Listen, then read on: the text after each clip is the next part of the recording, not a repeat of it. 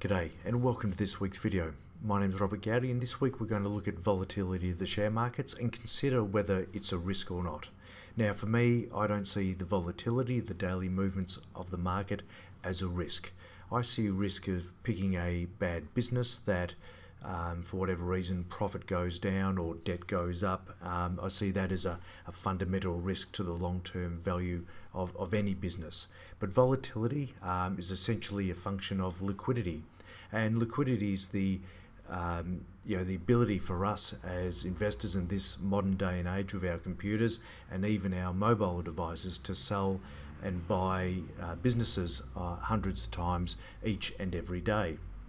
So I'm keen to explain, obviously, that market volatility is not a risk, but obviously on a daily basis, the one thing that we watch is the volatility in the ebbs and flows of the share market.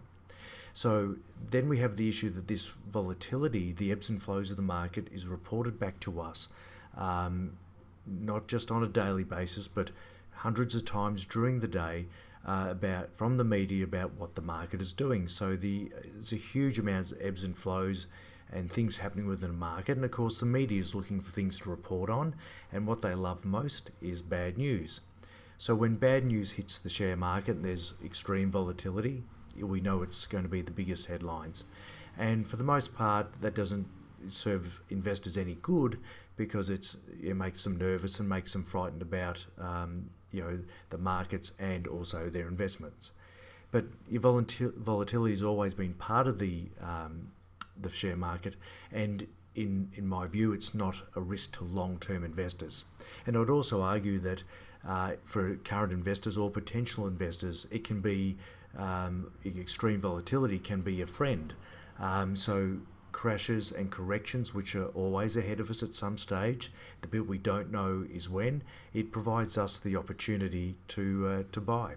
So what I'm going to quickly do is have a look at some graphs and give you a look at what the volatility looks like. So you can see here we've got a graph. This is a 3-month graph, so we're looking at a very short time frame. And you can see here the volatility is extreme. As an investor you think, well, this is just an absolute roller coaster. So that's only over a 3-month time frame, and it's on a daily basis. So what I'll do is I'll push the time frame out a long way, and we'll go through and have a look at a weekly chart going all the way back to July 82. So you can see here's the big crash of 87, which would have looked huge at the time, a big run up, and obviously came back to where it probably should have been. And here's where's the tech rec hiding out? So tech rec end here, and another crash. If we get rid of those lines, would be good. But here's the GFC, so another huge run up, and then the share market rights itself. So, and there's plenty of ebbs and flows in between. That is the volatility of the market. And what we can do here is we can, instead of looking at a weekly chart, let's smooth it out and look at the market on a yearly basis. So on a yearly basis, it smooths it right out considerably. You barely can see the 87 share market crash. And if we draw a line from the absolute bottom right through to the top there, you can see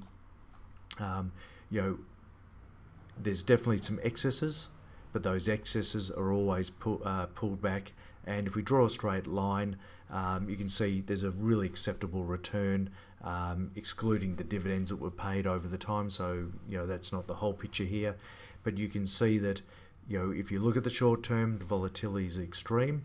This extreme volatility can provide us opportunities as investors, but generally that's when people want to sell. So if you see extreme volatility in the future, I would see this as a trigger, as an opportunity to go and look at what is available, what businesses that I can buy at a discounted price. So don't see volatility as a risk, see it as your friend. Thank you for listening. Subscribe to the channel if you can, that'd be great, and I'll speak to you next week. Catch ya.